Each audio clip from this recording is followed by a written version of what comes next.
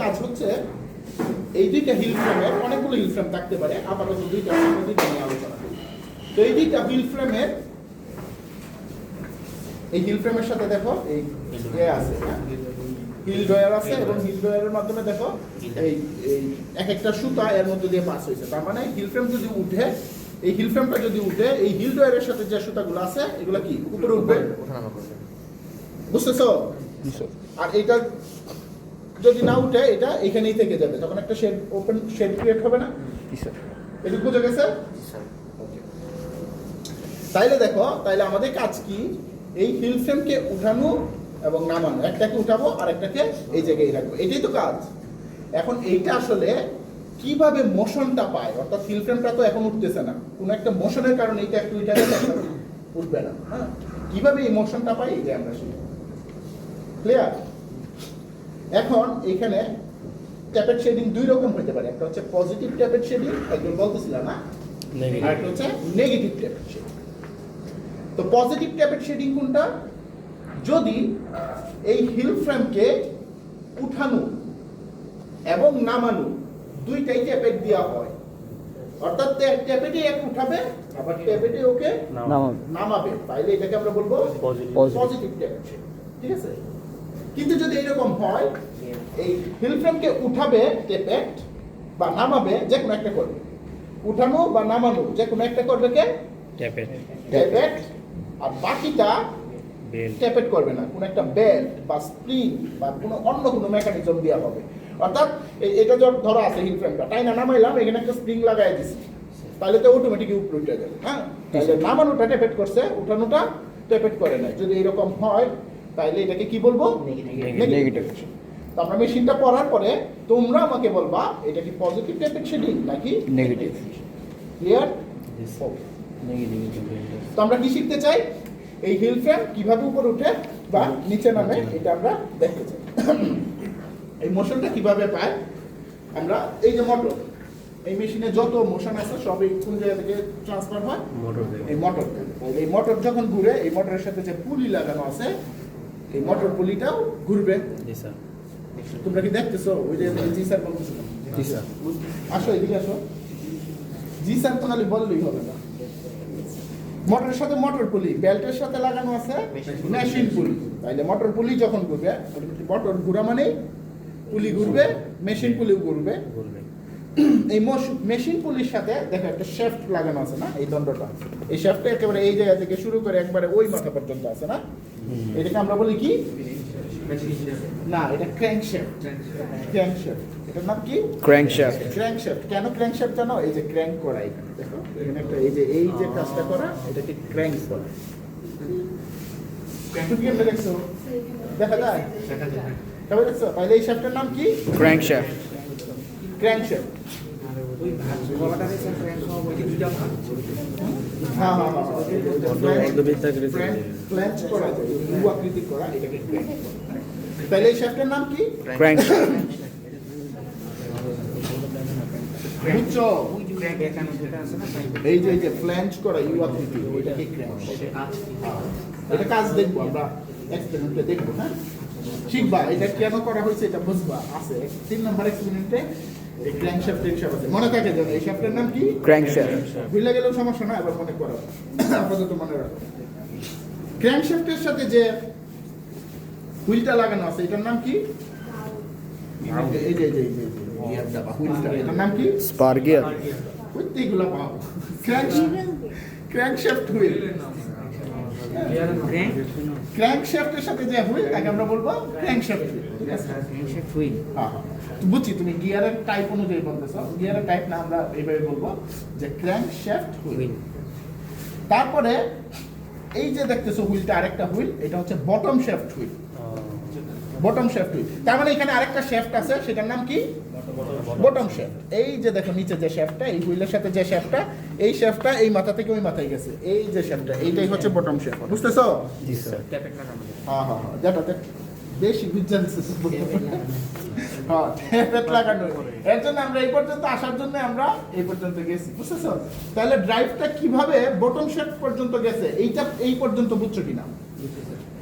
Motor পুলি, belt, machine পুলি, crankshaft wheel, bottom shaft wheel, bottom shaft. এটা কি বোঝা গেছে? ভিজুয়ালাইজ করতে পারতেছো এটা ঘুরলে যে এটা ঘুরবে? এখন এই বটম শ্যাফটের মধ্যেই দেখো লাগানো আছে এই ট্যাপেট। এই যে এইগুলো হচ্ছে ট্যাপেট। এই যে দেখো 4টা ট্যাপেট লাগানো আছে, 1 2 3 4, আবার ওই মাথায়ও লাগানো আছে। এই ট্যাপেটগুলো দেখো অ্যাসেন্ট্রিক পজিশনে লাগানো, দেখো এই যে নিয়ারেস্ট পয়েন্ট না, একবারে কাছে, আর এটা কত দূরে না,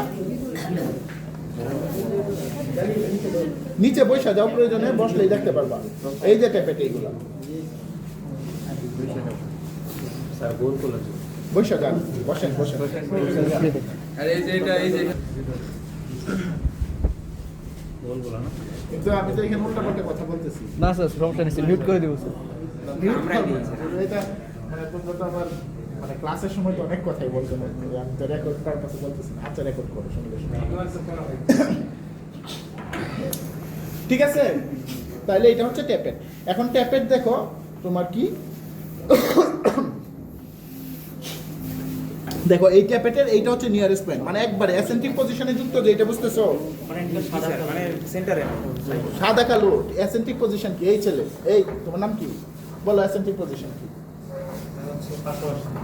পাশাপাশি না, সেন্টারে লাগানো না। সেন্ট্রিক যদি হইতো তাহলে কি হইতো, একবার সেন্টারে লাগানো, মাঝখানে লাগানো, তার মানে একইভাবেই ঘুরতে থাকবে না, দূরবর্তী পয়েন্ট নাই, সব জায়গা থেকে ওর রেডিয়াস তো সমান, এইদিকে এইদিকে এইদিকে রেডিয়াসে মাঝখানে যুক্ত আছে। আর অ্যাসেন্ট্রিক মানে কি, কোন একটা পাশে, সেন্টার থেকে দূরে কোন একটা পাশে যুক্ত আছে, তার মানে এ যখন ঘুরবে এর দূরবর্তী পয়েন্ট আছে নিয়ারেস্ট পয়েন্ট। দেখো এই যে, দেখো এই যে, এইটা থেকে এক কাছে না শেফটা, বাট শেফের এই জায়গা থেকে এটা অনেক দূরে না, তার মানে যখন ঘুরবে, বুঝতেছো? হ্যাঁ, মেশিন চালায় দেখো। তারপরে হচ্ছে এখানে আছে কি একটা বোল না, এই যে এই যে স্কচ টেপের মতো যে গোল অংশটা, এটা হচ্ছে বোল। তাইলে তোমরা চিন্তা করো তো, আর এই যে লিভারের মধ্যে এই যে স্কচ টেপের মতো একটু হলুদ কালারের, এই যে না না শ্যাফটের ওইটা আলাদা। আচ্ছা শেষ করি, বুঝবা তো কিসের জন্য। আচ্ছা, এই বোলটা হচ্ছে একটা লিভারের মধ্যে লাগানো, সেটা হচ্ছে ট্রেডেল লিভার, কি না? Treadle, TREADLE, treadle liver. Treadle লিভারে একটা বোল লাগানো আছে। তো এই ট্যাপেটটা যখন ঘুরবে, তোমরা বলো তো, যখন দূরবর্তী পয়েন্টটা আসবে তখন কি ট্যাপেট এই বোলকে কি ধাক্কা দিবে না নিচের দিকে? বুঝতেছো না? বুঝো না? এই যে ট্যাপেটটা যখন ঘুরবে, ট্যাপেটের যখন এই মাথাটা আসবে তখন কি করবে? এটা ধাক্কা দিবে না নিচের দিকে? ধাক্কা দিয়ে কি করবে? নিচে নামাই দিবে। হ্যাঁ, ট্যাপেটের এই যে চোকা কোনাটা যদি আরে নিচের দিকে ধাক্কা দেয়, যখন লাগবে তখন ট্রেডেল বোলকে কি নিচের দিকে ধাক্কা দিবে না? নিচের দিকে যখন ধাক্কা দিবে তখন এই ট্রেডেল লিভারটা কোন দিকে যাবে? নিচে। এইটা হচ্ছে ট্রেডেল লিভার। চালায় দেখো আগে দেখো, এই যে এখানে আছে ট্রেডেল বোল্টটা, এইটা হচ্ছে লিভারটা, ধরো ট্রেডেল লিভার এটা। তো ট্যাপেটটা কিরকম, এক পাশে চোকা বা এক পাশে এ, তো ট্যাপেটটার ওই চোখ অংশটা যখন আসবে তখন কি করবে? এই ট্রেডেল বোলকে ধাক্কা দিয়ে এর নিচে নামায় ফেলবে। এটা বুঝছো? এখানে ধাক্কা দিলে কি হবে? এই যে ট্রেডেল লিভার আছে, ধাক্কা দিলে নিচে নামবে না, বুঝছো? তো এইটা যদি নিচে নামে তখন দেখো এই ট্রেডেল লিভারের মাথায় এই কানেক্টিং রড দিয়া কি লাগানো আছে, এই যে কানেক্টিং রড। হ্যাঁ, নিচে বসে দেখো, এই ট্রেডেল লিভারে কানেক্টিং রড দিয়ে কি লাগানো আছে?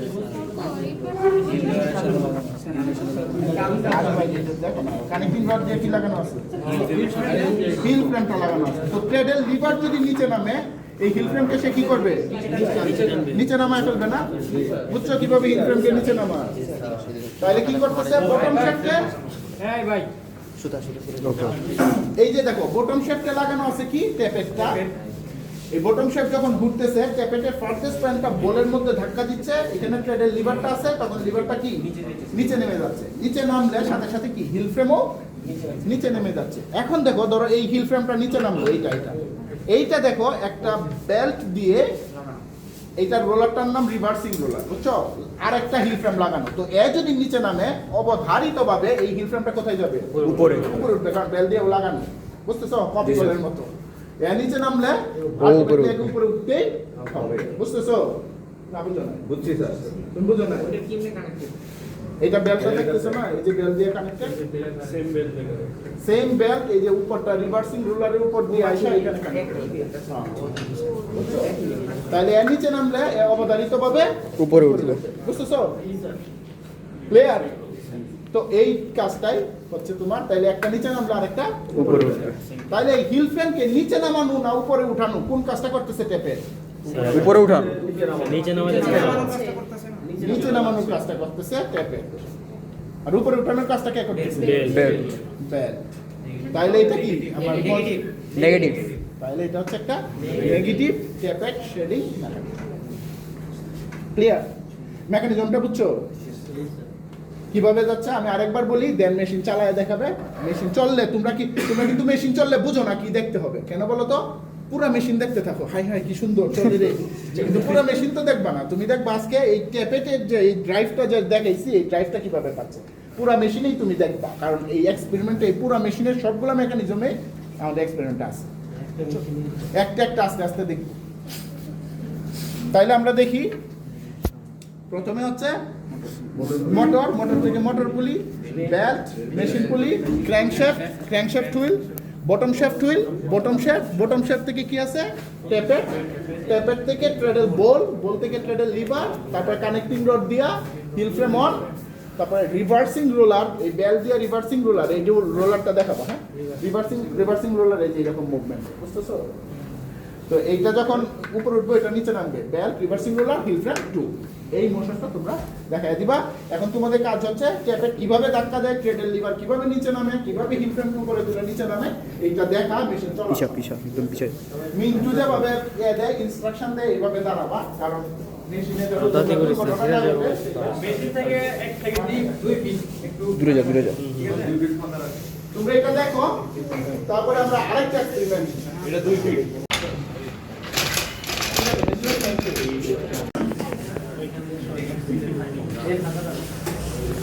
কিন্তু সাথে ছড়ায় হ্যাঁ হ্যাঁ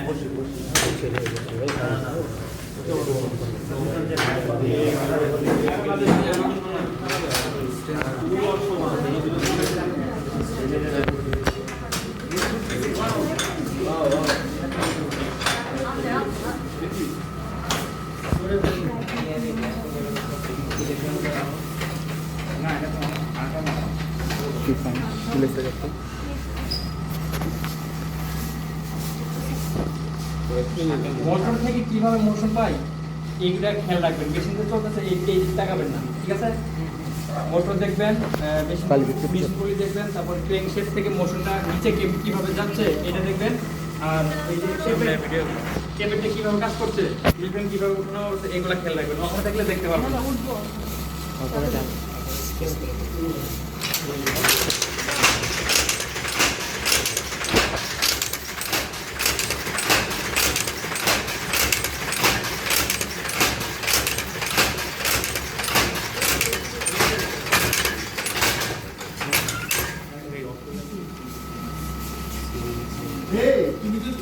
তুমি তো ছবি তুলছো, কি দেখছো বলো তো?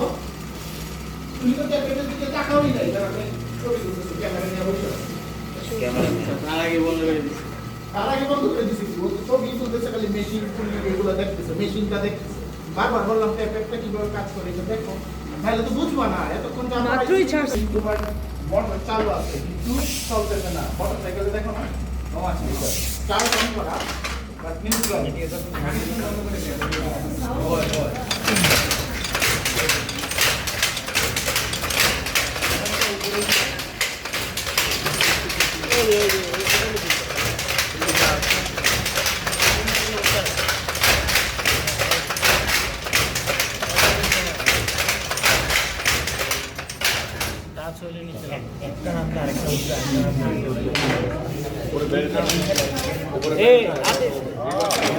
পিছা।